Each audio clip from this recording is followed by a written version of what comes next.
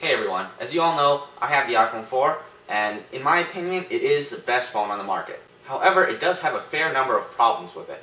So today I'm going to briefly cover 5 problems with the iPhone 4. So after this video, maybe it'll help you decide if you want to go out and get one or not.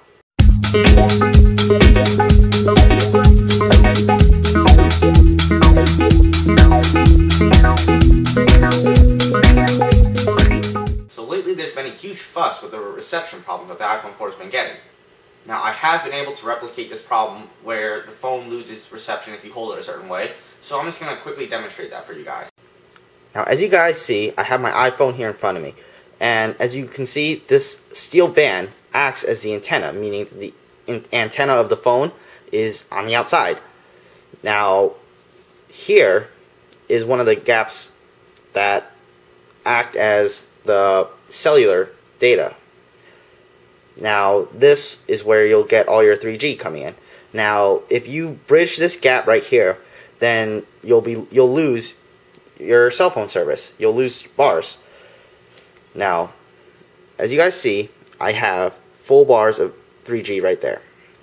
Now, if I give it the so-called death grip, where I take it, put it in my left hand, and I just cup it right here, put it in the palm of my hand, and now let's just look at these bars.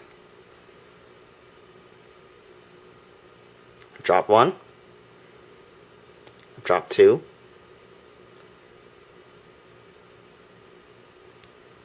another one,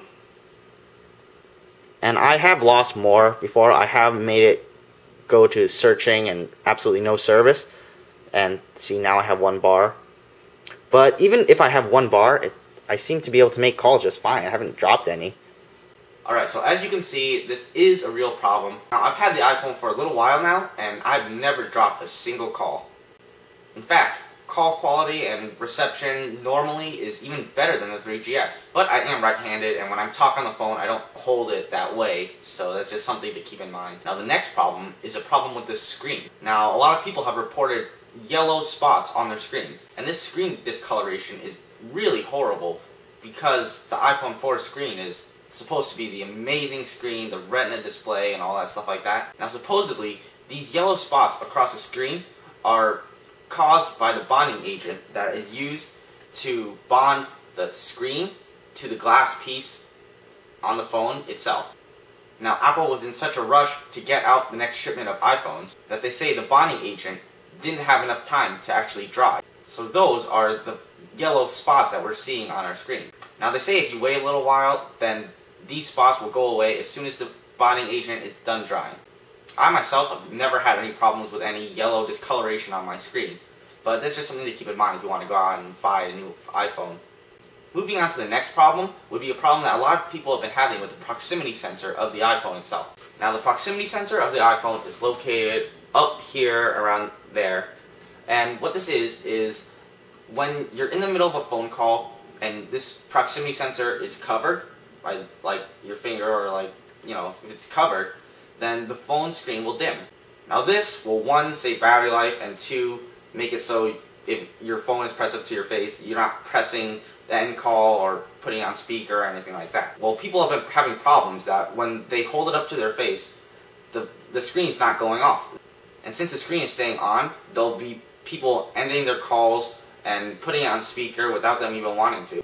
In my opinion, that problem is even bigger than the reception problem or the screen discoloration or anything like that, because a phone is meant to make phone calls, and if you can't make a call without you ending the call, then that kind of sucks. Now, the reason I'm saying this problem is worse than the reception problem is because I've never really had any problems with calls. I've never dropped any calls, I've never been unable to make a call, or having my call failed or anything like that. But then again, I've never had any problems with the proximity sensor either, so pretty much the only major issues on the iPhone I've had is with the reception.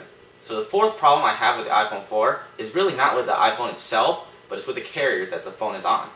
Now, Apple's FaceTime feature, which is the video calling feature on the iPhone, only runs on Wi-Fi. Like I said, this isn't a problem with the phone is definitely capable, it's just AT&T is not. They say 3G speeds would just not support FaceTime. Steve Jobs also said it's only Wi-Fi in 2010, meaning that as soon as the carriers will get better, then they'll allow FaceTime over 3G. Now the reason I'm mentioning this is because they rambled on and on about how this is going to bring everyone together and how you're going to be able to talk to your family and everything like that in the palm of your hand. Well, the fact that it's only over Wi-Fi is really limiting your ability to connect with people. A lot of people would see FaceTime as more of a novelty since you have to be over Wi-Fi and you can't just do it anywhere you want. So that's pretty much the reason why I consider this a problem with the iPhone 4.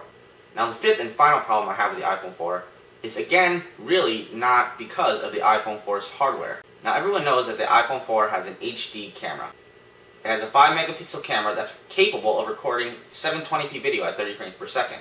In addition to that, you can even edit those high-definition videos in iMovie for iPhone. Now here's where the problem comes in. The iPhone 4 can record high-definition videos, it can edit high-definition videos, but it can't upload high-definition videos. Now this is a huge problem. It really takes away from the convenience of editing your videos on your iPhone. When you go to upload a video on YouTube, it will compress the video, your HD video on your iPhone so much to the point where when it's on YouTube, it's not even high definition. Now if I'm going to be forced to take the high definition videos I've recorded on my iPhone and put them on my computer, then why wouldn't I just want to edit them on my computer in a more advanced editing software like the actual iMovie for my Mac or Final Cut Pro or anything like that? It completely defeats the point of editing a video on my phone if I'm going to have to put that video on my computer to upload it to YouTube anyways. Now again, this isn't really a problem with the phone, it's more of a problem with the software. But Apple really screwed up there. So those are 5 problems I've had with the iPhone 4. Now are these problems so bad that I'm not going to like the iPhone 4? Of course not. The iPhone 4 is a great phone. But these are a bunch of problems that could easily be fixed by Apple, and they really should. If you're going to go out and spend so much money on an iPhone 4, then there shouldn't be this many problems with it. But that's pretty much it. If you guys agree or don't agree, just say so in the comments, rate, comment, subscribe, and I'll catch you guys in the next one. Alright, peace.